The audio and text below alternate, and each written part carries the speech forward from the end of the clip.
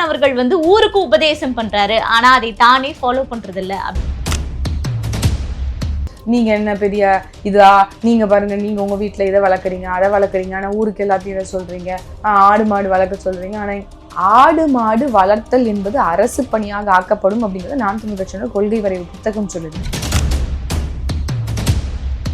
ஆனால் தொடர்ச்சியாக தவறான பரப்புரை. இது எப்படின்னா தூங்குறவனை எழுப்பலாம், தூங்குற மாதிரி நடிக்கிறவனை எழுப்ப முடியாதுன்னு சொல்லுவாங்கல்ல, அந்த மாதிரி தான் இது. குறைந்தபட்சம் இந்த கட்சி மக்களுக்கு தெரியும் என்கின்ற அந்த அச்சத்தில் சீமான் என்றால் யாருன்றது இவங்க எல்லாருக்கும் தெரியும் அப்படிங்கிற காரணத்தால ஓரளவுக்கு கம்மியாக ஹேண்டில் பண்றாங்க. ஆனால் இன்னைக்கு அஜித்குமார் அப்படிங்கிற இளைஞனை எப்படி ஹேண்டில் பண்ணாங்கன்னு தெரியும். அதுவே இந்த நாட்டு மக்களை, நீங்க தானே நாட்டு மக்களை ஆள்றீங்க, உங்க கையில தானே ஆட்சியும் அதிகாரம் இருக்கு. அதே மாதிரி உங்களுடைய பிள்ளைகளுக்கு என்ன மாதிரியான தரமான கல்வி கிடைக்கப்பெறுதோ அதே மாதிரி என்னுடைய கடைக்கோடி குடிமகனுக்கும் கிடைக்கும்னு நீங்க நினைச்சிருந்தீங்க அப்படின்னா ஏன் ஆசிரியர்கள் வீதிக்கு வந்து போராட போறாங்க? மக்களை மீண்டும் மீண்டும் திருப்பியும் வறுமைக்கு தள்ளி ஆட்சி அதிகாரத்துல பிடிக்கிறதுல ரொம்ப ரொம்ப கெட்டிக்காரங்கன்னு சொல்லலாம் இந்த திராவிட கட்சிகளை.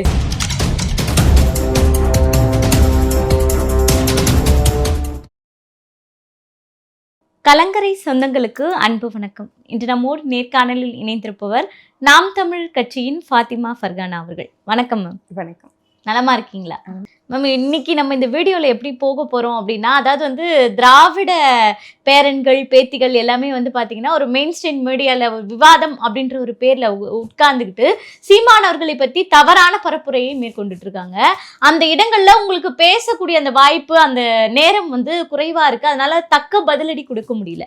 அதனால் இந்த வீடியோவில் நீங்கள் முழுமையாக பதிலடி கொடுக்கணும் அப்படின்றதுக்காக தான் இந்த காணொலியே. அந்த பதில் நீங்கள் கொடுப்பீங்கன்னு நாங்களும் நம்புகிறோம் மேம். முதல் கேள்வியே என்ன அப்படின்னா, சீமான் அவர்கள் வந்து ஊருக்கு உபதேசம் பண்றாரு, ஆனா அதை தானே ஃபாலோ பண்றது இல்ல அப்படின்ற ஒரு குற்றச்சாட்டை வைக்கிறாங்க. உதாரணத்துக்கு, அதாவது எல்லாருமே வந்து ஆடு மாடு மேய்க்கணும் அப்படின்றாங்க. எல்லாருமே நாங்கெல்லாம் வந்து இன்னைக்கு டாக்டர் இன்ஜினியரா இருக்கோம், எல்லாம் ஆடு மாடு மேய்ச்சிட்டு தான் டாக்டர் இன்ஜினியரா வந்திருக்கோம். எங்க அப்பா அம்மா எல்லாம் ஆடு மாடு மேய்ச்சவங்க தான். நாங்க எல்லாருமே இப்ப நீங்க டாக்டர் ஆயிட்டீங்கன்னா எப்படி வந்து ஆடு மாடு மேய்க்கிற அந்த விவசாயம் தொழிலா என்ன ஆகும்னு கேட்குறாங்க. எங்களை பின்னோக்கி இழுத்துட்டு போறாங்க அப்படின்ற ஒரு முக்கிய குற்றச்சாட்டை வைக்கிறாங்க. இதற்கு என்ன பதிலடி கொடுக்க போறீங்க? இல்ல, நீங்க மரியாதைக்குரிய அறிஞர் அண்ணா அவர்கள் ஒரு மிகச்சிறந்த ஒரு லீடரா நம்ம எல்லாருக்குமே தெரியும். அவருடைய பெயர் சொல்லி வந்திருக்கக்கூடிய திராவிட முன்னேற்ற கழகம் ஆட்சி நீங்க பாத்தீங்க அப்படின்னா, அண்ணா அவர்கள் 1930களிலேயே ஒரு முறை அவர் வந்து தேர்தலில் அட்டன் பண்ணியிருக்கார். பட் இருந்தாலும் அவங்க கட்சி தொடங்கி அதற்கு பிறகு 1967ல் அவர்கள் முதல் முறையா வந்து வெற்றி பெறாங்க. இந்த வரலாறெல்லாம் ஒரு பக்கம் இருக்கட்டும். அதனால அண்ணா அவர்கள் வந்து வெளிநாடுகளுக்கு போய் பேசும்போது, அமெரிக்காவில் குறிப்பா வந்து பேசும்போது சொல்லியிருக்கிறார், என்னுடைய நாட்டுக்கு நான் திரும்பினதுக்கு அப்புறம் அங்க இருக்கக்கூடிய இளைஞர்களை நான் வந்து விவசாயத்துல ஈடுபடுத்துவேன் அப்படின்னு அண்ணாவின் தமிழ் கனவு நூல்ல அவங்க எழுதியிருக்கிறாங்க. இப்படி அண்ணா அவர்களே இந்த விவசாயம் அப்படிங்கிற வேலையில, விவசாயம் அப்படிங்கிற தொழில்ல நமக்கான வருவாயோ தற்சார்பு இயங்குதல் குறித்தோ இவ்வளவு தொலைநோக்கு பார்வையோட பேசிய அண்ணாவின் உடைய கூற்றுகளை இவங்க அவமதிக்கிறாங்களா அப்படின்னு தான் நமக்கு வந்து கேட்க தோணுது. அதற்கு பிறகு இன்னைக்கு வரைக்கும் நீங்க பாத்துக்கிட்டீங்க அப்படின்னா, அவங்க கட்சியை சார்ந்தவர்களே, முன்னாள் பால்வளத்துறை அமைச்சர் அவர்களே சொல்லியிருக்கிறாங்க, இந்த மாதிரி இளைஞர்கள் வந்து ஆடு மாடு மேய்ப்பதை வளர்ப்பதை பார்க்கும்போது எனக்கு பெருமையாக இருக்கிறது, அதை இன்னும் நிறைய இளைஞர்கள் செய்யணும் அப்படிங்கிறத ஊக்குவிக்கும் வகையில் ட்வீட் எல்லாம் இந்த நூற்றாண்டில் போட்டதை பார்க்க முடியும். ஸோ அதை வந்து நீங்கள் ஒரு கடந்து போகக்கூடிய ஒரு சப்ஜெக்டே கிடையாது. இன்னைக்கு எக்ஸ்போர்ட் பண்ணி இம்போர்ட் பண்ணி நம்மளுடைய பொருளாதாரத்தை அதன் வழியாக நீங்கள் வந்து ஜிடிபிக்கு கான்ட்ரிபியூட் பண்ணுவேங்கிறத விட, தற்சார்பு பொருளாதாரத்தின் வழியாக வரக்கூடிய வருமானத்தை வைத்து, அதன் வழியாக கொடுக்கக்கூடிய வேலை வாய்ப்பை வைத்து, அதன் வழியாக ஈட்டப்படக்கூடிய இந்த ஜிடிபி என்பது ஐ திங்க் அது ரொம்ப சஸ்டைனபிள் அப்படின்னு நான் நினைக்கிறேன். அது ரொம்ப சஸ்டைனபிள், அது ரொம்ப அவசியப்படுது ஒரு நாட்டினுடைய வளர்ச்சிக்கு, ஒரு மாநிலத்தினுடைய வளர்ச்சிக்கு. இது எல்லாத்தையும் மறைத்து புறம் தள்ளிட்டு நீங்க வந்து நாங்க பாருங்க இண்டஸ்ட்ரியல் லெவல்ல இவ்வளோ வந்து வளர்ந்துருக்கிறோம், நாங்க பாருங்க அந்த விஷயத்துல இவ்வளோ வளர்ந்துருக்கோம், நாங்க பாருங்க இந்த விஷயத்துல இப்படி இருக்கோம் அப்படின்னு சொல்றதுல எந்த தலையும் இல்லை வாலும் இல்லை அப்படிங்கிறது தான் என்னுடைய பார்வையாக இருக்கு. அதே மாதிரி அவர்கள் சொல்லக்கூடிய அந்த ஒரு டிபேட் ஷோ அப்படின்னா, அவங்க வந்து கருத்தியல் ரீதியாக அவங்க வந்து ஒரு பாயிண்ட் பண்ணிக்கணும். நாம் தமிழ் கட்சி சொல்லக்கூடிய கொள்கையில அவங்களுக்கு இங்க பாருங்கப்பா 10 ஆண்டு பசுமை திட்டம் சொல்றாங்க, இது எப்படி செல்லுபடி ஆகும்னு கேள்வியை கேளுங்க, நம்ம வந்து அதற்கான தீர்வு நம்ம கொடுக்க முடியும். அதை விட்டுட்டு நீங்க என்ன பெரிய இதா, நீங்க பாருங்க, நீங்க உங்க வீட்டுல இதை வளர்க்குறீங்க அதை வளர்க்குறீங்க, ஆனா ஊருக்கு எல்லாத்தையும் இதை சொல்றீங்க, ஆடு மாடு வளர்க்க சொல்றீங்க. ஆனா ஆடு மாடு வளர்த்தல் என்பது அரசு பணியாக ஆக்கப்படும் அப்படிங்கிறது நாம் தமிழ் கட்சியோட கொள்கை வரைவு புத்தகம் சொல்லுது. அதற்காக படிச்சவங்க எல்லாம் நீங்க போய் உங்களுடைய தகுந்த வேலையை நீங்க பண்ணணுங்கிற அவசியம் இல்லை. நீங்க எல்லாம் ஆடு மாடுங்கன்னு சொல்றாங்கன்னு அர்த்தமா? கிடையாது. இன்னைக்கு ஒரு ஒரு ஒரு ஒரு மாநிலம் இயங்கணும் அப்படின்னா இங்க எத்தனையோ வளங்கள் இருக்கு. இந்த மண் சார்ந்த, இந்த மக்களை சார்ந்த நிறைய தொழில் வாய்ப்புகள் இருக்கு. அதற்கான ஏதுவான சூழலை இன்னைக்கு இருக்கக்கூடிய அரசாங்கம் உருவாக்கியிருக்காங்க இல்லை. அப்ப அதை நம்ம ஊக்குவிக்கணும், அதற்கான ஒரு திட்டத்தை நம்ம வகுத்து கொடுக்கணும் அப்படின்னு சொல்றோம். இன்னைக்கு முப்போகம் விளைவிச்சா இந்த ஒட்டுமொத்த இந்தியாவுக்கும் நம்ம உணவளிக்க முடியும்னு சொன்ன ஐயா நம்மாழ்வாருடைய கூட்டு நம்ம எல்லாருக்கும் ஞாபகம் இருக்கு. அதன் வைத்து நம்மளுடைய வருவாயை பெருக்கக்கூடிய நிறைய வாய்ப்புகள் இருக்கும் போதும் நம்ம கொரோனா காலத்துல வெங்காயத்தை எங்கேருந்து இம்போர்ட் பண்ணிக்கிட்டோம் நமக்கு தெரியும். ஈஜிப்ட்ல இருந்து நம்ம வெங்காயத்தை இம்போர்ட் பண்ணிக்கிட்டோங்க. பூண்டு விலையும் இந்த விலையும் அதிகமா இருக்கே என்ன அப்படின்னு கேட்டா நான் பூண்டு சாப்பிட்றது இல்லைன்னு சொன்ன மத்திய அமைச்சர்கள் இருக்கிறாங்களே. அப்படியெல்லாம் இருக்கக்கூடிய காலகட்டத்துல ஏன் நம்ம மண் சார்ந்த நம்மளுடைய வளம் சார்ந்த தொழிற்சாலைகளும் அதை சார்ந்த ஒரு தொழில் பண்ணைகளும் வைக்கக்கூடாது அப்படிங்கிற இந்த கூற்றை நீங்க எள்ளி நகையாடுறீங்கன்னு தான் நம்ம எடுக்க முடியும். அதற்காக நம்ம என்ன சொல்றோம் அப்படின்னா, நீங்க கால்நடைகள் வளர்க்குறீங்க, பராமரிக்கிறீங்க, அதன் வழியாக பால் போன்ற பொருட்களை கொள்முதல் செய்றீங்க அப்படின்னா அதற்கான தொழிற்சாலைகள் அமைக்கும் போது வெறும் படிக்காதவர்களுக்கு மட்டும்தான் வேலையா? எவ்வளவு பேர் அதுல வேலை செய்யலாம்? படித்தவர்களுக்கு என்ன மாதிரி அதுல ஹியூமன் ரிசோர்ஸ் எவ்வளவு தேவைப்படுது? அந்த எல்லா லேபர்ஸையும் நீங்க மேனேஜ் பண்றதுக்கு ஹியூமன் ரிசோர்ஸ் தேவைப்படுது. அதை எல்லாத்தையும் எவ்வளவு லிட்டர் பால் ஒரு நாளைக்கு கறக்கப்படுது, எவ்வளவு லிட்டர் நம்ம விற்பனை செய்யறோம், அதுல இருந்து வரக்கூடிய வருமானம் என்ன, அதுல என்ன லீக்கேஜ் இருக்கு, என்ன ட்ரையல் பேலன்ஸ், இது எல்லாத்தையும் பார்க்கறதுக்கு ஒரு ஃபைனான்ஸ் படிச்ச ஒரு நபர் தேவைப்படுது, ஒரு சிஏ படிச்சவங்க தேவைப்படுது. இது எல்லாத்தையும் ஆடிட் பண்றதுக்கு, இதை மொத்தமா இந்த தொழில் பண்ணைகளை நிர்வகிக்கிறதுக்கு அட்மினிஸ்ட்ரேஷன் டீம் தேவைப்படும். ஒரு பாலில் இருக்கக்கூடிய சத்துக்கள் என்ன, அதனுடைய நன்மைகள் என்ன, அது என்னென்ன மாதிரியான உடல் நன்மைக்கு இருக்கும் அப்படிங்கிறதுக்கு ஒரு டயட்டீஷியன் தேவைப்படுது. ஒரு நியூட்ரிஷன் டயட்டிக்ஸ் படிச்ச ஒரு பெருமக்கள் தேவைப்படுது. அதே அந்த கால்நடைகளுக்கு ஏதாவது உடம்பு சரியில்லை அப்படின்னா ஒரு வெட்டினரி டாக்டர் தேவைப்படுது. இப்படி இப்ப அவ்வளவு பேரும் உங்க ஊர்ல ஒருத்தவங்க வேலை பார்க்குறாங்க அப்படின்னா அவங்களுக்கு உடம்பு சரியாம அதெல்லாம் ஆகாது. அதற்காக நம்ம மருத்துவமனைகளும் இல்லாம இருக்குமா? அதற்காக மருத்துவமனைகள் இருக்கும்ல, அதுக்காக டாக்டர்ஸ் தேவைப்படுவாங்கல்ல. அப்ப அந்த டாக்டர்ஸை நீங்க டாக்டர் படிக்காதீங்கன்னு நாங்க சொல்றோமா? எதற்கு நம்ம இதை சொல்றோம் அப்படிங்கிறது புரியாதவர்கள் கிட்ட நம்ம பதில் சொன்னா அதுக்கு ஏதாவது ஒரு நியாயம் இருக்கு. ஆனால் எல்லாமே புரிந்து கொண்டு வேணுமென்றே நம்ம மீது அவதூறு சேற்றை வாரி இறைக்கணும்னு நினைக்கிறவர்களுக்கு நம்ம வேற எப்படி பதில் சொல்ல முடியும்? அந்த ஸ்பேஸ் ரொம்ப நீங்க சொன்னது போல குறுகியமான ஒரு நேர காலம். அதுல நம்ம அவங்க ஆக்ரோஷப்பட்டு இஷ்டத்துக்கு பேசி அவங்க அவதூறுகளை அள்ளி வீசும்போது நம்மளுடைய பேஷன்ஸை லூஸ் பண்ற அளவுக்கு நம்மளை தள்ளுறாங்க அந்த உச்சகட்டத்துக்கு. பொறுமையா பேசினா இது எல்லாத்துக்குமே பதில் சொல்லலாம், இது எல்லாத்துக்குமே விளக்கம் சொல்லலாம். இதெல்லாம் சொல்லாம கிடையாது. ஒவ்வொரு ஊடக சந்திப்புகள்லையும் ஒவ்வொரு இன்டர்வியூஸ்லையும் டிபேட்ஸ்லையும் நம்மளால எவ்வளவு தூரம் முடியுமோ அவ்வளவு தூரம் எட்டி வைக்கிறோம். ஆனால் தொடர்ச்சியாக தவறான பரப்புரை. இது எப்படின்னா தூங்குறவனை எழுப்பலாம், தூங்குற மாதிரி நடிக்கிறவனை எழுப்ப முடியாதுன்னு சொல்லுவாங்கல்ல, அந்த மாதிரி தான் இது. திமுகவுக்கு தெரியாதா எங்களுடைய கொள்கை என்ன அப்படின்னு சொல்லி எல்லாரையும் விட ரொம்ப தெளிவாக தெரிந்தவர்கள், இந்த தமிழ் தேசிய அரசியலை புரிந்து உணர்ந்தவர்கள் அவர்களாகத்தான் இருக்க முடியும். அதனால தானே இவ்வளவு எதிர்ப்பு இருக்கு. அதனால தானே இவ்வளவு தூரம் அவங்க நம்ம மேல வன்மத்தை கக்குறாங்க. எங்க தமிழ் தேசிய மறுமலர்ச்சியினால மக்கள் முழுவதும் அந்த பக்கம் திரும்பிடுவாங்களோ அப்படிங்கிற ஒரு அச்ச உணர்வுனாலதான் முழுக்க என்ன சொல்றது, மடைமாற்றணும் மக்களுடைய எண்ணத்தை, இவங்க மேல ஒரு தவறான ஒரு சாயலை பூசணும் அப்படிங்கிறதுனால முனைப்பு தான் இந்த மாதிரியான பிஹேவியர் அப்படின்னு நான் பார்க்கிறேன். இன்னொன்னு, கொள்கை ரீதியா நாம் தமிழ் கட்சியின் மீது கொள்கை ரீதியான தாக்குதல்களை விவாத மேடைகள்ல வச்சா பரவாயில்ல. ஆனா சீமான் என்று ஒரு தனிப்பட்ட நபரை தாக்கக்கூடிய முயற்சிகள்ல ஈடுபடுறாங்க. சீமான் இதை செய்யறாரா, சீமான் அதை செய்யறாரா, சீமான் விவசாயம் செய்கிறாரா, சீமான் என்ன நாய் வளர்க்கிறாரு இப்படின்னு அவர் நாய் வளர்க்கறது முதற்கொண்டு போய் தொட்டு பேசுறாங்கல்லம்மா. இப்ப இதே பெரியார் அப்படின்னு பேசக்கூடிய, பெரியாரை தலைவராக ஏற்றுக்கொள்ளக்கூடிய அவங்க எல்லாமே பெரியார் சொல்வது எல்லாமே அப்படி முழுமையா கடைபிடிக்கிறாங்களா அப்படின்னு ஒரு கேள்வி. நீங்க சொல்றதுதான் பதிலு. அவங்க யாரை இன்னைக்கு ஐகானா வச்சு யாரை மறைத்து இன்னைக்கு அரசியல் செய்யறாங்களோ அவர் எதற்காக போராடினார் அப்படிங்கிறதையும் மறைத்து அதை நாங்க மட்டும்தான் இது எல்லாத்துக்கும் அத்தாரிட்டிங்கிற பேர்ல அரசியல் செய்யறாங்களே தவிர்த்து அவர் எதற்காக அன்னைக்கு போராடினாரோ அந்த நிலைமை இன்னைக்கு வரைக்கும் இருக்குல்ல. சமூக நீதினு சொல்றாங்க, இன்னைக்கு வரைக்கும் சமூக நீதியாக இருக்கா? சமூக நீதி ஆட்சியா? எந்த இடத்துல நம்ம சமூக நீதியா இருக்கோம்? ஒண்ணுமில்ல. இன்னைக்கு முடிஞ்ச அஜித்குமாரனுடைய இஷ்யூ, ஒரு காவல்துறை என்கவுண்டர், அதாவது காவல்துறை லாக்அப் டெத்துங்கிறத விட அது ஒரு கொலை அப்படின்னு சொல்லுறோம். அதே மாதிரியான அணுகுமுறை செந்தில் பாலாஜி அவர்களுக்கு இருந்ததா? அவர் எவ்வளவு கோடிக்கணக்கில் அவர் ஊழல் செய்திருக்காரு நம்ம எல்லாருக்கும் தெரியும். ஒரு டாஸ்மாக் மதுபான கடையில 1 கோடி பாட்டில்கள் ஒரு நாளைக்கு விற்கப்படுது. அதுல ஊழல் நடக்குது. ஒரு பாட்டிலுக்கு 10 ரூபா அதிகம் வச்சு விற்கிறீங்க அப்படின்னா எவ்வளவு கோடி ஊழல் அப்படிங்கிறது நமக்கு தெரியும். அத்தனை கோடி அத மக்களுக்கு கட்டாயம் அது தெரிஞ்சிருக்கும். 1 கோடி பாட்டில் விற்பனை செய்யப்படுது அப்படின்னா கட்டாயம் அத்தனை கோடி மக்களுக்கு குறைந்தபட்சம் தெரிஞ்சிருக்கும்ல.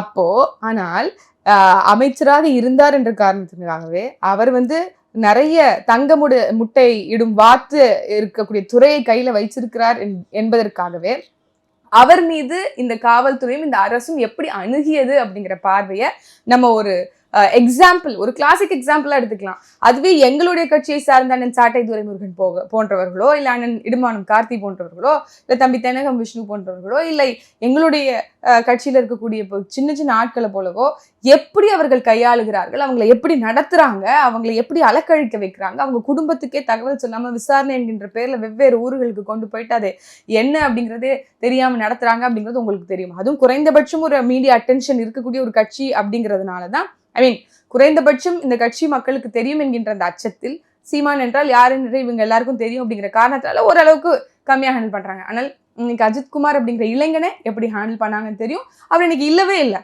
அப்ப வாயில்ல அவங்க ஏழ்மையான குடும்பத்துல இருந்து பின்புலத்துல இருந்து வராங்க அப்படின்னா அவங்க எப்படி வேணாலும் நம்ம ஹேண்டில் பண்ணலாம் அப்படிங்கிற ஒரு நிலைப்பாட்டை இன்னைக்கு இருக்கக்கூடிய காவல்துறை எடுத்திருக்கு. அப்படின்னா அந்த காவல்துறையினோட கட்டுப்பாடு யார் கையில இருக்கு அப்படின்னா நேரடியாக முதலமைச்சர் அவர்களுடைய கட்டுப்பாட்டுல இருக்குங்கும் போது இது எல்லாம் என்ன மாதிரியான சம நீதி அப்படின்னு நமக்கு கேட்க தோணுது. அப்படி ஒவ்வொரு விஷயங்கள்லையும் எல்லா விஷயங்களையும் நீங்க எடுத்துக்கலாம். சமூக நீதி அப்படின்னா சொந்த கட்சியில ஆண்களுக்கும் பெண்களுக்கும் சம வாய்ப்பு இருக்கா?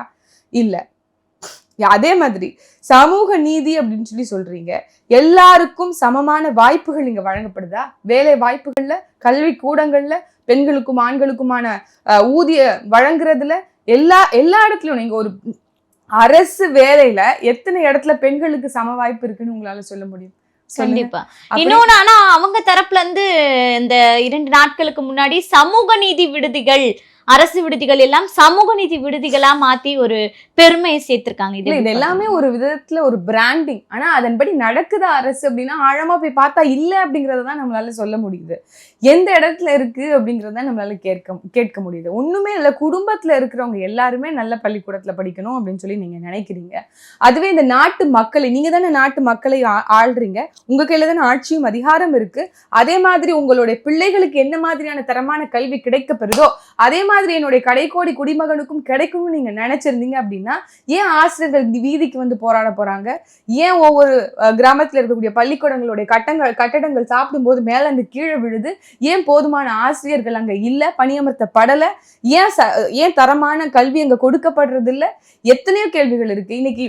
அன்னைக்கு நாங்க அந்த சகோதரர் பேசும்போது சொல்றாரு, நானும் கவர்மெண்ட் ஸ்கூல்ல, நீங்க கவர்மெண்ட் ஸ்கூல்ல படிக்கும் போது இருந்தப்போ இதே மாதிரி பிரைவேட் ஸ்கூல்ஸ் கோலோச்சி இருந்ததா? இதே மாதிரி பிரைவேட் ஸ்கூலோட ஆதிக்கம் அதிகமா இருந்ததா? அப்ப யாருடைய தோல்வின்னு அதை நம்ம சொல்றது? அது காமராஜர் கட்டிய பள்ளியிலமா, காமராஜர் கொடுத்த மேக்சிமம் இங்க இருக்கக்கூடிய கல்லூரி பள்ளிக்கூடங்களா இருக்கட்டும், இண்டஸ்ட்ரியல்ஸா இருக்கட்டும், டேம்ஸா இருக்கட்டும், அணைகளாக இருக்கட்டும், இது எத்தனையுமே ஐயா காமராஜர் அவர்கள் காலத்துல கட்டினது அப்படிங்கிறது நமக்கு தெரிந்த வரலாறு. ஆனால் இது எல்லாத்தையுமே நாங்க செஞ்சுட்டோம் பாருங்க அப்படின்னு சொல்லக்கூடியவர்கள் இந்த சமகாலத்தை ஒப்பிட்டு பார்க்க வேண்டிய அவசியம் இருக்கு. ஏன் இந்த காலத்துல அரசு பள்ளிகளை விட தனியார் பள்ளிக்கூடங்களுக்கு முக்கியத்துவம் அதிகமா இருக்கு? ஏன் இங்க அவ்வளவு தனியார் மயமாக்கப்பட்டு எல்லாமே கோலோச்சப்பட்டிருக்கு? அன்னைக்கு எல்லாருமே ரேஷன் கடையில அரிசி பருப்பு வாங்குறதுக்கு முண்டியடித்த காலங்கள் ஒண்ணு இருக்கு. எல்லாருமே வாங்கினாங்க, போனாங்க, செஞ்சாங்க. ஆனால் இன்னைக்கு அதே மாதிரி தரம் இருக்கா? அன்னைக்கு கொடுத்த அரிசி மாதிரி இன்னைக்கு இருக்கா? அன்னைக்கு கொடுத்த சக்கரை மாதிரி இன்னைக்கு இருக்கா? அப்ப இந்த லேக், இந்த கேப், இதெல்லாம் யாருடைய தோல்வின்னு நீங்க சொல்லுவீங்க? இத்தனை ஆண்டு காலம் மாறி மாறி ஆண்ட ஒண்ணு திமுக இல்ல அதிமுக. இவர்கள் 2 பேரும் தானே. உங்களுடைய வாதங்கள் வந்து ரொம்ப வந்து அதாவது மக்களுக்கு ஏற்ற வாதங்களை தான் நீங்க வைக்கிறீங்க. மக்களுக்கு இதெல்லாம் தெரியாதுன்னு நீங்க நினைச்சிட்டு இருக்கீங்களா? எல்லா கஷ்டங்களையும் அவங்க அனுபவிக்கிறாங்கல்ல, ஆனால் அந்த மாற்றம் அப்படின்ற ஒன்னையே அவங்க கொடுக்க மாட்டாங்கன்னு நீங்க நினைக்கிறீங்க? மக்களை பொறுத்த வரைக்கும் நம்ம குறை சொல்ல முடியாது. மக்களுடைய மறதி, மக்களுடைய பெருந்தன்மை, மக்களுடைய இந்த வறுமை, இது எல்லாத்தையுமே வந்து முதலீடாக வைத்து மக்களை மீண்டும் மீண்டும் திருப்பியும் வறுமைக்கு தள்ளி ஆட்சி அதிகாரத்துல பிடிக்கிறதுல ரொம்ப ரொம்ப கெட்டிக்காரங்கன்னு சொல்லலாம் இந்த திராவிட கட்சிகளை சார்ந்தவர்கள். நீங்க கஷ்டத்துல இருந்தாதானே நீங்க திருப்பி திருப்பி குடுக்குறவங்க கிட்ட போய் தேடி போய் நிப்பீங்க. அப்ப குடுக்குறாங்க அப்படின்னா எப்படி குடுக்குறாங்க? கோழிக்கு இறை போடுவது போல. அந்த கோழிக்கு தெரியாது கடைசியில நாம தான் குழம்பாகும் அப்படின்னு சொல்லிட்டு அப்படித்தான் மக்களை அவர்கள் நினைக்கிறார்கள். நீ சும்மா ஒரு நாளுக்கு அடிக்கிறதெல்லாம் முழுக்க முழுக்க கொல்ல. எதுல ஊழல் இல்லைன்னு சொல்லுங்க? ரோடு போடுறதுல ஊழல், லைட்டு போடுறதுல ஊழல், பாத்ரூம் கட்டுறதுல ஊழல், கல்வி கொடுக்கறதுல ஊழல், அரிசி கொடுக்கறதுல ஊழல், பருப்பு கொடுக்கறதுல ஊழல், கரண்ட் கொடுக்கறதுல ஊழல், ஏன் உடம்புக்கு கேடுன்னு சொல்லக்கூடிய சாராயத்திலேயே ஊழல் பண்றீங்க. இப்படி எல்லாத்துலயும் ஊழல் பண்ணி அதுல வரக்கூடிய காசை வச்சு அந்த காசுல திருப்பி மக்களுக்கு வந்து தேர்தல் நேரங்கள்ல கோழிக்கு வந்து இறை போடுறது போல 1 2 1000 2000 500 1000 கொடுத்தா போதும்னு மக்களை நீங்க மீண்டும் மீண்டும் கையேந்திர நிலைமையில வைக்கிறனாலதான் மக்களுக்கு என்ன பண்றதுன்னு தெரியல. என் பிரச்சனையும் என் தலைக்கு மேல இருக்குது. என்னால ஃபீஸ் கட்ட முடியல, என் பிள்ளைக்கு வந்து ஃபீஸ் கட்ட முடியல, என்னால வீட்டு வாடகை கட்ட முடியல, தண்ணி காசு கொடுக்க முடியல, கரண்ட் பில்லு கட்ட முடியல, எனக்கு இருக்கக்கூடிய இஎம்ஐ என்னால கட்ட முடியல அப்படிங்கிற என் சுமை அதிகமா இருக்கும் போது பொருளை தேடி நான் ஓடுவேனா, பொருளாதாரத்தை தேடி நான் என்னோட முனைப்பை காட்டுவேனா, இல்ல இவங்க வந்து சரியா அரசியல் பண்றாங்களா பண்ணலையாங்கிற அதுல வந்து நம்ம கவனம் செலுத்துவோமா? அனில் கட்டாயம் இப்போ நாம் தமிழர் கட்சி இந்த மாற்றத்தை மக்களிடம் ஏற்படுத்தணுமா இல்ல ஆட்சியாளர்களிடம் ஏற்படுத்தணும்? இந்த விழிப்புணர்வை மக்கள் மத்தியில விதைத்து இதற்கான மாற்றம் நாங்கள் கொண்டு வருவோம், அதற்கான வாய்ப்பை எங்களுக்கு கொடுங்கன்னு சொல்லிதான் நம்ம வந்து போராட்டத்துக்கே அனுமதி கொடுக்கலையே. நீதிமன்றம் சொல்லுது, நீதிமன்றத்தினுடைய நேரத்தை நீங்க வீணடிக்கிறீங்க. நாம் தமிழர் கட்சி வாரம் ஒரு போராட்டம் நடத்துறீங்க அப்படின்னு உங்க மேல வந்து கொட்டுக்கள் வைக்குது. இதுக்கு நீங்க என்ன பதில்? ஜனநாயக நாட்டுல நம்ம வந்து நீதித்துறையை மிகவும் மதிக்கிறோம். இங்க வந்து அரசும் இங்க காவல்துறையும் எல்லாமே வந்து ஹோப்லெஸ்ஸா இருக்கும்போது இறுதியாக இருக்கக்கூடிய ஜுடிஷியல் பாடியை நம்ம மிகவும் மதிக்கிறோம். அவர்களுடைய நேரத்தை விரயமாக்கணுங்கிறதெல்லாம் நம்மளுடைய நோக்கம் கிடையாது. நாம சொல்றது என்ன அப்படின்னா, இங்க உண்மையாகவே சிக்கல்கள் இருக்கு, இங்க உண்மையாகவே லேக்ஸ் இருக்கு, இங்க உண்மையாகவே மக்களுக்கான விழிப்புணர்வு அவசியப்படுது. எங்களுக்கு 1000 கேள்விகள் இருக்கு ஒவ்வொரு குற்றங்களுக்கு பின்னாடியும். அந்த கேள்வியை மக்கள் மனதுல விதைத்தோம்னாதான், நீங்க குழந்தைங்களுக்கு 6 வயசு வரைக்கும் கல்வி சொல்லி கொடுக்கும் போது இதுன்னு சொல்லி கொடுக்கறத விட அந்த குழந்தைய கேள்வி கேட்க விடுங்க. அப்போதான் அதனுடைய மூளையினுடைய நியூரான்ஸ் வந்து செல் வந்து நிறைய வேலை செய்யும் அப்படின்னு சொல்லி கொடுக்குறோம் இல்லையா? அது கேள்வி கேட்கணும் இப்ப நம்ம எல்லாரும் சொல்றோம் இல்லையா? அந்த மாதிரி மக்கள் கிட்ட நம்ம கிட்ட இருக்கக்கூடிய கேள்விகளை விதைக்கணும், அவர்கள் சிந்திக்கணும். ஆமால ஏன் இவங்க இந்த மாதிரி பண்றாங்க, ஏன் இதற்கான தீர்வுகள் எட்டப்படல, ஏன் மீண்டும் மீண்டும் இதே மாதிரி சிக்கல்கள் ஏற்படுது, இந்த மாதிரி சிக்கல்கள் ஏற்படுவதற்காக காரணம் யாரு அப்படிங்கிற இதை போன்ற ஒரு சிந்தனையை தூண்டுவதற்காகத்தான் நாம் தமிழ் கட்சி இங்க ஒரு தவிர்க்க முடியாத அரசியல். உங்களுடைய வாதங்கள் சரியா இருக்கு மேம். ஆனா எங்களுக்கு மீண்டும் மீண்டும் என்ன ஒரு கேள்வினா, இது அவ்வளவு சுலபம்னு நீங்க நினைக்கிறீங்களா? ஏன்னா இப்ப நீங்க வந்து இந்த இரட்டைமலை சீனிவாசன் அவர்களுக்கு போய் அண்ணன் வந்து நூற்றாண்டுக்கு அஞ்சலி செலுத்திட்டு வராரு.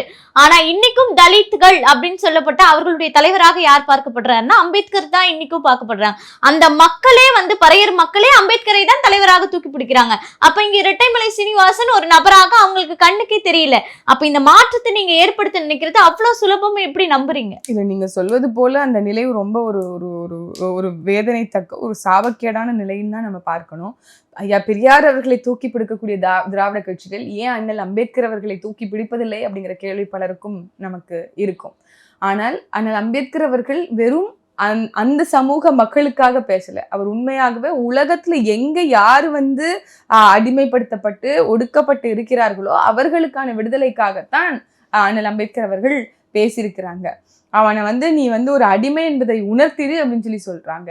இழிவுபடுத்தப்பட்ட நமக்கு வந்து விடுதலை என்பது அவசியம் என்கின்றத நமக்கு போதிச்சுட்டு போறாங்க. ஆனால் இங்க இருக்கக்கூடிய அரசியல்வாதிகளும் அரசியல் கட்சிகளும் நம்மை தொடர்ச்சியாக வந்து ஒரு சமூகத்தை சார்ந்த ஒருவர்களாக திணிக்க பாக்குது. அப்ப இது என்ன மாதிரி சமூகம்? இது நீ இந்த சமூகமா, உனக்கு இந்த ஆளை தான் அனுப்பி வைப்போம். நீ இந்த சமூகமா, நீ இந்த ஆளை தான். அதாவது ரெட்டமலை சீனிவாசன் அவர்கள், தாத்தா ரெட்டமலை சீனிவாசன் அவர்கள் யாருக்காக பாடுபட்டாங்க நம்ம எல்லாருக்குமே தெரியும். ஆனால் அவருடைய நினைவு நாளையோ பிறந்த நாளையோ அனுசரிப்பதற்காக ஏதாவது ஒரு பொது தலைவர் வராங்கன்னு பாத்தீங்கன்னா இல்ல, முதல்வரே வர மாட்டேங்கிறாரு. ஆமா, அங்க பொது தலைவர் என்று சொல்லப்பட்டு வந்த ஒரே நபர் எங்களுடைய தலைமை ஒருங்கிணைப்பாளர் தாய்மாமன் சீமான் அவர்கள் மட்டும்தான். முதல்வர் ஸ்டாலின் அவர்களோ, இந்த பக்கம் எடப்பாடி பழனிசாமி ஐயா அவர்களோ, இல்லை அந்த பக்கம் வந்து ஐயா திருமாவளவன் அவர்களோ, யார் ஒருவரும் இங்க வந்து வரதில்லை. ஆனால் அந்த பக்கம் பாத்தீங்க அப்படின்னா ஐயா முத்துராமலிங்க தேவர் அவர்களை கொண்டாடும் இங்க இருக்கக்கூடிய தமிழ்நாடு அரசு. அப்படி ஒரு இம்பேலன்ஸ் இருக்கு, ஒரு நேர்மை கிடையாது. யாராவது இப்ப வந்து பேசிட்டாங்க எதிர்த்தரப்புல இருந்து, எதிர்கட்சி தரப்புல இருந்து அவர்களுக்கு பெரிய ஒரு காட்டமான எதிர்வினை வருது அப்படின்னா அந்த சமூகத்தை சார்ந்த அமைச்சர் பெருமக்களையோ அந்த சமூகத்தை சார்ந்த ஒருவரையோ தான் பதில் சொல்வதற்கு அனுப்புவாங்க. எப்படியெல்லாம் முந்தைய காலத்துல பயன்படுத்தி இருக்கிறாங்கன்னு நமக்கு தெரியும். அதனால ஒரு சமூக அநீதியை, பாரபட்சத்தை, சாதிய கண்ணோட்டத்தோடு, மத பிரிவினைவாதத்தோடு இன்னைக்கு தொடர்ச்சியாக அணுகுகிறது யாரு அப்படின்னு சொன்னா ஆட்சி அதிகாரத்துல இருக்கக்கூடியவர்கள் தான் அப்படிங்கிறத மக்கள் புரிந்து உணர்ந்து கொண்டிருக்கிறார்கள். அதனாலதான் நாம் தமிழர் கட்சியினுடைய வருகையை அவர்கள் விரும்புகிறார்கள். சும்மா நாம் தமிழர் கட்சியினுடைய தலைமை ஒருங்கிணைப்பாளர் போலனா கூட நேத்திக்கு உங்களுக்கு தெரியும் திருப்புவனத்துல எவ்வளவு பெரிய கூட்டத்தை நம்மளால ஒருங்கிணைக்க முடிஞ்சது அப்படின்னு. அதே இன்னைக்கு நாம் தமிழர் கட்சியினுடைய தலைமை வராரு அப்படின்னா பயப்படுறாங்க. 300 பேர் வருவோம்னா 3000 பேர் வந்துருவாங்க அப்படிங்கிறத காவல்துறை இன்னைக்கு பயப்படுது. காரணம் என்னன்னா எங்க கிட்ட வரக்கூடிய அந்த அட்டென்ஷன், மிதமிஞ்சி அளவுல மக்கள் நம்பிக்கை கொண்டு நம்ம பக்கம் திரும்புறத திராவிட கட்சிகள் ஒருபோதும் விரும்புவதில்லை. சிம்பிளா சொல்லணும் அப்படின்னா தமிழ் தேசிய மறுமலர்ச்சி என்பது கட்டாயம் திராவிடத்துக்கும் ஆரியத்துக்கும் உறுத்ததான் செய்யும். அதனாலதான் இவ்வளவு எதிர்வினைகள், இவ்வளவு இருட்டடிப்புகள் அப்படின்னு நான் பாக்குறேன். இப்ப இந்த தமிழ்ல குடமுழுக்கு அப்படின்றது நாம் தமிழர் கட்சியினுடைய சீமானவர்கள் போராட்ட களத்துல பண்ணலன்னா நான் முன்னாடி நாளே வந்து நிப்பேன் அப்படின்ற மாதிரி ஒரு பெரிய மிரட்டலாக விட்ட சவால் தான் காரணம் அப்படின்னு நாம் தமிழ் கட்சி பேசி கொண்டிருக்கக்கூடிய வேளையில தமிழிலும் குடமுழுக்கு நடந்தது, ஆனால் அது சரியாக நடந்ததா அப்படின்ற ஒரு கேள்வி இருக்குல்ல. அப்ப அந்த போராட்டத்துக்கான வெற்றி நீங்க என்ன கண்டுட்டீங்க? இல்லை, நாம எத்தனையோ விஷயங்களுக்கு போராடி இருக்கோம். அதனால இங்க பல தவறான பாதையில செல்லும் போது அதை நேர்படுத்தி என்ன சொல்றது மாற்றத்தை உண்மையாகவே நிலைநாட்டி இருக்கிறது நாம் தமிழர் கட்சி. நீங்க தஞ்சாவூர் பெரிய கோவில்ல தமிழில் குடமுழுக்கு நடத்தினதாக இருக்கட்டும், 8 வழிச்சாலையை நிறுத்தி வைத்திருப்பதாக இருக்கட்டும், பரந்தூர்ல இன்னும் விமான நிலையத்துக்கு கட்டுவதற்கான முழு அனுமதி கிடைக்காமல் இருப்பதாக இருக்கட்டும், பேனா சிலையை வைக்க விட மாட்டேன் என்று துணிவோடு சொல்ற இன்னைக்கு வரைக்கும் அது நிலுவையிலே இருப்பதாக இருக்கட்டும், பல விஷயங்கள் கிடப்பில இருக்கு. ஆனால் நாங்க அன்னைக்கு பொதுக்கூட்டத்தை போடல அப்படின்னா இந்த கலசத்துல தமிழ் கூட முழங்கிருக்காது அப்படிங்கிறது தான் நம்மளுடைய பார்வையாக இருக்கிறது. இது முழுமையாக மாத்திருவாங்க நாங்க நம்பவே இல்லையே. இவர்கள் மீது நம்பிக்கை இல்லை அப்படிங்கிறதுனால தான் நாங்க களத்துல இருக்கோம். இவங்க எல்லாத்தையும் செய்யக்கூடியவர்களாக இருந்தா நாங்க ஏன் இங்க மண்ணில் வந்து போராடிக்கிட்டு இருக்கோம் அப்படிங்கிற நியாயமான ஒரு கேள்வி இருக்கு. இவர்கள் முழுமையாக செய்ய மாட்டார்கள். நாம் தமிழர் கட்சி வந்தால், ஆட்சி அதிகாரத்துக்கு வந்தால் மட்டும்தான் இது எல்லாமே மாறும். அதற்கு முழுமையாக மக்களினுடைய நம்பிக்கையும் மக்களினுடைய வாக்குகளையும் பெற வேண்டிய அவசியம் இருக்கு. ஆனா என்ன, கடைசி நேரத்துல மக்களை வந்து திசை திருப்பி பணத்தை கொடுத்து, பணம் கொடுக்காம ஒரு தடவை தேர்தலை சந்திக்க இப்பயே ஆரம்பிச்சுட்டாங்கல்ல மேம், மும்முனை போட்டி அப்படின்னு சொல்றாங்க. நாம் தமிழ் கட்சியை அந்த போட்டியில சேர்க்கவே இல்லை. இன்னொன்னு, இப்பயும் நீங்க போராடக்கூடாது அப்படின்னு நீதிமன்றம் வரை வந்து சொல்லக்கூடிய வார்த்தை. இன்னும் 10 மாத காலத்துல இவ்வளவு நெருக்கடிகள், இன்னும் 10 மாதம் நெருங்க நாம் தமிழ் கட்சி இன்னும் என்ன ஒடுக்குவார்கள்? இன்னும் நிறைய இருட்டடிப்புகளும் செய்வாங்க. இன்னும் நிறைய வந்து ஊடக வெளிச்சம் இல்லாம முடக்கவும் செய்வாங்க. அது எல்லாத்துக்கும் தயாராக தான் இருக்கும். இன்னைக்கு வந்து நாங்க முதல் 2016 தேர்தலை சந்திக்கும் போது சரி, அதற்கு பிற்காலங்களில் சரி, கையில உலகம் இருந்தது, மக்கள் கையில செல்போன் இருந்தது. அதனால நாம் தமிழ் கட்சி இவ்வளவு தூரம் வளர்ச்சி பெற்றிருக்குது. அந்த மாதிரி தேவை இருக்குங்கும் போது அந்த தேவையுடைய வேக்யூமை ஃபில் பண்றதுக்கு கட்டாயம் ஏதாவது ஒரு ஸ்பேஸ் இருக்கும்ல, உருவாகும்ல. அந்த நம்பிக்கையில் போறோம். அதே மாதிரி தேர்தல் வெற்றி அப்படிங்கிறது சீமான் அவர்கள் சொல்வது போல 5ஆம் பட்சம் 6ஆம் பட்சம் தான் அப்படின்னு மாமா அவர்கள் சொல்லுவாங்க. ஆனால் கட்டாயம் நாம் தமிழர் கட்சியை அரியணை ஏற்றுவது மட்டும்தான் எங்களுடைய நோக்கம். அதை அவருடைய காலத்திலேயே செய்ய வேண்டும்ங்கிறது தான் எங்களுடைய எண்ணம். அதுதான் எல்லாரும் ஒவ்வொரு உணர்வு மிக்க நாம் தமிழ் உறவுகளும் வந்து அவங்களை அர்ப்பணித்து செய்யக்கூடிய வேலையாக இருக்கு. இந்த அவதூறுகளை வந்து தாங்கிறதுக்கும் எதிர்கொள்வதற்கும் துணிவோடும் தயாராகவும் இருக்கும். ஏன்னா எங்க மடியில பயம் இல்லை, கனம் இல்லை, வழியில பயம் இல்லை. அதனால எங்களுக்கு ஏற்கனவே அனுபவம் இருக்கு என்ன மாதிரி சேலஞ்சஸ் இருக்கும் அப்படின்னு. அப்ப அந்த சேலஞ்சை எதிர்கொள்வதற்கான ஸ்ட்ராட்டஜி போடாம இருப்போமா? அதற்கும் தயாராகத்தான் இருக்கிறோம். இப்போ புதிய முறையில மக்களிடம் உங்களுடைய கொள்கைகளையோ கருத்துக்களையோ கொண்டு போய் சேர்ப்பதற்கான நடவடிக்கையில என்ன மாதிரியான முயற்சியில ஈடுபட்டு இருக்கீங்க? அதாவது புதிய வகைன்னு இல்லை, மக்களுக்கு நாங்கள் அடிமை என்பதை உணர்த்துவதே வந்து அவர்களுக்கான ஒரு பெரிய ஒரு இதுதான். நம்ம இன்னைக்கு வந்து எப்படி வந்து ஏற்கனவே குறிப்பிட்டது போல கோழிக்கீரை போல நம்மளை அவர்கள் வந்து 1-2 பண்ணிட்டு நாங்கள் எல்லாத்தையும் பண்ணோம்னு சொல்லி பிராண்ட் பண்ணுறாங்க. இது முழுக்க முழுக்க மக்களுடைய வரி பணத்துலேருந்து தான் போகுது. மக்களுடைய வரிப்பணம் சரியாக செலவு பண்ணோம் அப்படின்னா எப்படி நம்ம நிம்மதியான ஒரு நல்வாழ்வை வாழலாம், இதற்கு பின்னாடி வரக்கூடிய தலைமுறைக்கான ஒரு ஏதுவான இடத்தை விட்டு செல்ல முடியும் அப்படிங்கிற பரப்புரைகள். நாங்கள் நிறைய விஷயம் பண்ணிட்டு இருக்கோம். எங்களுக்கு அதிகாரம் இல்லைனாலும் பல ஆயிரம் மரக்கன்றுகளை வந்து இன்னைக்கும் வந்து நட்டுட்டு இருக்கோம். பல கோடி பனை திட்டம் அப்படிங்கிறது எங்களுடைய ஆட்சியினுடைய வரைவு திட்டம், கனவு திட்டம். ஆனால் அதற்கான வேலையை எப்போதும் நாங்கள் தொடங்கிட்டோம். இன்னைக்கும் வந்து கிராமங்கள் பக்கம் போனீங்கன்னா பல இடங்கள்ல என்ன சொல்றது, பனையினுடைய விதைகளை நட்டுட்டு இருக்கோம்.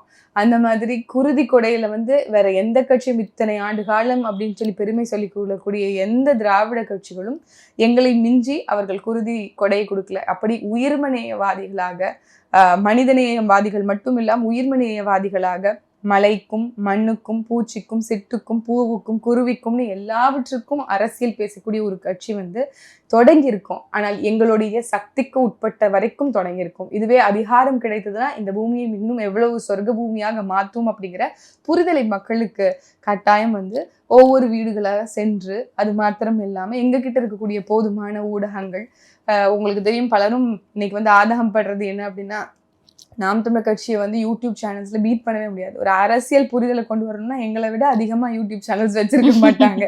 அதற்கு நீங்களும் நானுமே ஒரு பெரிய சாட்சியாக இருப்போம். அப்படி உலகம் கையில இருக்கு, உள்ளங்கையில இருக்கு. சோஷியல் மீடியா பிளாட்ஃபார்ம்ஸ் இருக்கு. சேட்டலைட் மீடியா வேணா இன்னைக்கு வந்து மோதி மீடியா மாதிரி, கோதி மீடியா மாதிரி இன்னைக்கு திராவிடியன் மீடியாக்களாக இருக்கலாம். பணத்தை மட்டும் அவர்கள் இழந்து விட்டால், பணம் மட்டும் அவர்களிடம் இல்லை என்றால், திமுக அதிமுக போன்ற ஒரு பலவீனமான கட்சியை நம்ம எங்கேயும் பார்க்க முடியாது அப்படிங்கிறது தான் என்னுடைய பார்வை. இன்னொன்று மேம், இறுதியான ஒரு கேள்வி என்னன்னா, நீங்க இந்த பனை மரத்தை பத்தி பேசுனீங்க. இதே வந்து திராவிட பேத்தி நேற்று ஒருத்தவங்க வந்து இதே நாம் தமிழர் கட்சியை சேர்ந்த ஒருவரிடம் கேட்கப்பட்ட கேள்வி இது. அதற்கும் நீங்க ஒரு பதிலடி கொடுத்தா நல்லா இருக்கும். என்னன்னா, கல் இறக்கும் போராட்டம் நாம் தமிழர் கட்சி பண்ணீங்க. ஏன் அந்த கல்லை வந்து சீமானவர்கள் அவருடைய மனைவிக்கோ அவருடைய குழந்தைக்கு கொடுக்கல, இருக்கக்கூடிய பெண்களுக்கு கொடுத்தாரு? அந்த இடத்துல கருப்பட்டியை கொடுத்துருக்கலாம், பனங்கிழங்கு கொடுத்துருக்கலாம். ஆனா பெண்களுக்கும் கல்லை கொடுத்து நாட்டு சரக்கை ஊக்குவிக்கிறாரா அப்படின்னு ஒரு கேள்வியை திராவிட பேத்தி ஒருவங்க கேட்டிருக்காங்க நாம் தமிழ் கட்சியின் சேர்ந்த ஒருவரிடம். அதற்கும் நீங்க ஒரு தக்க பதிலடி கொடுக்கணும். அதாவது எல்லாருக்கும் நம்ம சொல்றது அதனுடைய நோக்கம் என்னன்றதை புரிஞ்சுக்காம இல்லை. இவங்க வந்து சும்மா வந்து என்ன சொல்றது, பெரியாரின் பேத்தின்னு சொல்லுவாங்க. அவர் சொன்னது இன்ன வரைக்கும் ஏத்துக்கலையா? அவர் 6 அறிவை பயன்படுத்துங்கன்னு சொல்றாரு. அவர் உங்களுடைய மூளையை யூஸ் பண்ணுங்கன்னு சொல்றாரு. ஏன் அதை யூஸ் பண்ண மாட்டேங்கிறீங்க? ஏன் இப்படி ஃபுல்லா தற்குறிகளாகவே வளர்த்து வச்சிருக்கீங்க அப்படின்னு தான் கேட்க தோணுது. ஏன் அப்படின்னா, நோக்கம் என்ன? கல் இறக்கும் போராட்டத்தின் நோக்கம் என்ன? இன்னைக்கு டாஸ்மாக் மதுபானம் மூலமாகவும் கள்ளச்சாராயங்கள் மூலமாகவும் எவ்வளவு நாடு தறிகட்டு போய் நின்றுருக்கு. கஞ்சா புழக்கத்தின் மூலமாகவும் தறிகட்டு போயிட்டு இருக்கு. முதல்ல முழுமையாக இந்த மாதிரியான மதுபானங்களுக்கு தடை விதிங்க. அதுக்கு ஆல்டர்னேட்டிவ் நாம் தமிழர் கட்சி ஆட்சி வரைவில் ஒன்று வச்சிருக்கோம். ஏன்னா இவர்கள் என்ன சொல்லுவார்கள் அப்படின்னா, இந்த டாஸ்மாக் மதுபானத்தையோ இல்லை மதுவையோ முழுமையாக நம்ம பேன் பண்ணிட்டோம் அப்படின்னா மனப்பிறழ்வு நோய்க்கு மனிதர்கள் ஆட்படுத்தப்படுவார்கள் அப்படிங்கிறது சயின்டிஃபிக்கலாக சொல்கிறாங்க. ரிசர்ச்சஸ் எல்லாம் பண்ணி சொல்கிறாங்க. ஸோ ஒரு விஷயத்துக்கு அடிமை ஆகிட்டாங்கன்னா அதுலேருந்து ரிவர்ஸ் பண்ணுறது ரொம்ப கஷ்டம் அப்படிங்கிறாங்க. அப்போ ஒரு ஆல்டர்னேட்டிவை நம்ம முன்வைக்கணும். ஆல்டர்னேட்டிவா இந்த அரசாங்கம் கிட்ட என்ன இருக்குது? உங்ககிட்ட மாற்றா என்ன இருக்குது? என்ன முயற்சி இருக்குது? என்ன திட்டம் இருக்குது? இருக்காது, பண்ண மாட்டீங்க. ஏன்னா அது உங்களுக்கு தங்க முட்டை இடும் வாத்து துறை. அந்த துறை அதன் மூலமாக தான் உங்களுக்கு அதிகமான ஊழல் வருமானம் வருது. அந்த வருமானத்தை வைத்து தான் நீங்கள் தேர்தலை அணுகிறீங்க. அந்த காசை வைத்து தான் மீண்டும் மீண்டும் ஆட்சிக்கும் அதிகாரத்துக்கும் வரீங்க. ஆனால் நாங்கள் உண்மையாகவே இதன் மூலமாக இருக்கக்கூடிய தற்சார்பு பொருளாதாரத்தை மட்டும் இல்லை, நாங்கள் டாஸ்மாக் மதுபானத்துக்கான ஒரு ஆல்டர்னேட்டிவ் வைக்கிறோம். அதிகப்படியான ஆல்கஹால் அதில் இருக்கிறதே 10 விழுக்காடுலேருந்து 13 விழுக்காடுங்கிறாங்க கல்லில். ஆனால் டாஸ்மாக் மதுபானத்தில் கிட்டத்தட்ட 48 விழுக்காடு வரைக்கும் ஆல்கஹால் இருக்குங்கிறாங்க. இதெல்லாம் ஏன் திராவிட பேத்திகள், பெரியாரின் பேத்திகள் கேள்வி கேட்பதில்லை? இதை எல்லாத்தையும் விற்கத குறிப்பா ஆட்சியாளர்களே ஏதாவது ஒரு மாநிலத்துல முதலமைச்சரோ முதலமைச்சருடைய குடும்பமோ இல்லை ஏதாவது ஒரு அமைச்சர்களோ வித்து நீங்க பார்த்துருக்கீங்களா? ஆனா நம்ம தமிழ்நாட்டுல நடக்கும். இதையெல்லாம் ஏன் திராவிட பேத்திகள் கேட்க மாட்டாங்க? ஏன் வந்து டாஸ்மாகை விற்கக்கூடிய அரசு அப்படின்னு சொல்லி விமர்சிக்க மாட்டாங்க அப்படின்னா, அவர்களுடைய வேலை அது, அவர்களுக்கு கொடுக்கப்பட்டிருக்கக்கூடிய பணத்துக்கு செய்யக்கூடிய விசுவாசம் அது அப்படின்னு தான் நம்ம பார்க்க வேண்டியதாக இருக்கு. ஆனால் நம்ம இங்க உண்மையாகவே ஒரு சமூக சீர்கேட்டுட்டு போகாம ஒரு நல்ல ஆல்டர்னேட்டிவா நம்ம கல்லை வந்து முன்வைக்கிறோம். உடனே இறக்கி குடிக்கக்கூடிய கல் ஃப்ரெஷ்ஷானது, அது அவ்வளவு ஆல்கஹாலிக்கான ஒரு விஷயம் இல்லை. ஒரு ஃபர்மெண்டட் ட்ரிங்க் தான். எப்படி ஒரு பழைய சோறுல இருக்கக்கூடிய ஆல்கஹால் கண்டென்ட் லெவல் எவ்வளவோ அவ்வளோ தான் இருக்குங்கிறத நம்ம சொல்றோம். இதற்கு பிறகு நீங்கள் வந்து அதை மீண்டும் மீண்டும் குத்து கொடைஞ்சு அதுல வந்து விமர்சிக்கணும்னு நினைச்சீங்கன்னா நினைச்சுக்கோங்க. எங்களுடைய வேலை மக்களுக்கு விழிப்புணர்வு செய்து நாங்க பண்றோம். இன்னொன்று அந்த கல் மட்டும்தான் நீங்க வந்து சொல்றீங்களா, இல்ல பனை பொருட்கள் எல்லாமே வந்து விற்பனை வந்து அதிகரிக்கணும்? பனை சார்ந்த தொழில் தானே. இன்னைக்கு பாலே அப்படிதான் சொல்லுவோம். இங்க பாலே இல்ல. முதல்ல பால் எங்கேருந்து வருதுன்னு கேளுங்க அவங்க கிட்ட. ஒண்ணு பக்கத்துல இருக்கக்கூடிய நந்தினில இருந்து, ஆந்திரால இருந்து வரணும். நந்தினிங்கிறது ஆந்திராவா? ஆந்திரால இருந்து வரணும். திருமலாங்கிறது பக்கத்துல இருந்து வரணும். இப்படி எல்லாமே பக்கத்துல இருந்து உங்களுக்கு வருது. அண்டை மாநிலங்கள்ல தான் வருது. ஏன் நம்ம நாட்டுல இல்ல? ஏன் நம்ம மாநிலத்துல இது எல்லாத்தையுமே வந்து ஊக்குவிக்கல அப்படிங்கிற கேள்விக்கு அவங்க கிட்ட பதில் இருக்காரு. அதனால அதுலயே வேல்யூ ஆடட் ப்ராடக்ட்ஸ் போட்டு நீங்க அதை வந்து பெரிய தொழிலா ஒரு கால்நடையை வளர்த்து அதற்கான பண்ணை தொழிலை நீங்க வந்து செய்தீர்கள், அதன் மூலமாக நீங்கள் வருவாயை ஈற்றினீர்கள் அப்படின்னா அதை விட ஒரு என்ன சொல்றது, ஒரு growth நம்மளால கொடுக்க முடியாது. அந்த growth தான் ஒரு சஸ்டைனபிளான ஒரு வளர்ச்சி அப்படிங்கிறது நம்மளுடைய பார்வையா இருக்கு. அதைத்தான் பனை சார்ந்த பொருட்கள் அதை எல்லாத்தையும் ஊக்குவிக்கணும். அந்த தொழிலையும் நம்ம வந்து வளர்ச்சி பெற வைக்கணும் அப்படின்னா அதுதான் விவசாயிகளுக்கான நாடாக மாற முடியும். இன்னைக்கு வந்து அம்பானியும் டாட்டாவை வைத்திருக்கக்கூடியவர்களும் இன்னைக்கு ரிலையன்ஸ் போன்ற பெரிய பெரிய வணிக பெருமக்களும் பெரிய பெரிய ஃபார்ம் லேண்ட்ஸை வாங்கிட்டு இருக்காங்க. அவங்க இன்வெஸ்ட் பண்றதுலாம் இதுலலாம் இருக்கு. இந்த சீசன் இந்த மாம்பழ சீசனுக்கு எவ்வளவு பெரிய நிலத்தை வாங்கி அவர் வந்து மாம்பழம் பயிரிட்டு அதை அறுவடை செய்தார்கள் உங்களுக்கு தெரியுமா? அதனாலதான் இங்க மாம்பழத்தினுடைய விலையே ரொம்ப தறிக்கிட்டு போய்கிட்டு இருந்துச்சு. ஆனால் அதை அவர்கள் எக்ஸ்போர்ட் செய்தாங்க. இங்க இருக்கக்கூடிய விவசாயிகளுக்கு அதை மினிமம் சப்போர்ட் பிரைஸை ஃபிக்ஸ் பண்ணி அதை நீங்க கொள்முதல் செய்து அதை எல்லாத்தையும் ஒருங்கிணைத்து அதை நீங்க இல்லையே ஒரு அரசா ஒரு ஸ்டேட் கவர்மெண்டா எக்ஸ்போர்ட் பண்ணிருக்க கூடாது? பண்ணிருக்கலாம்ல கண்டிப்பா. அப்ப ஆனா இன்னைக்கு மாம்பழம் பயிரிட்டவர்கள் இன்னைக்கு விவசாயம் பண்ணவங்களுடைய நிலைமை எப்படி இருந்தது? அவங்க எல்லாம் ரோட்டுக்கு வந்து போராடலையா? ஒவ்வொரு சீசனுக்கு சீசன் போராட்டம் நடக்குதுங்க.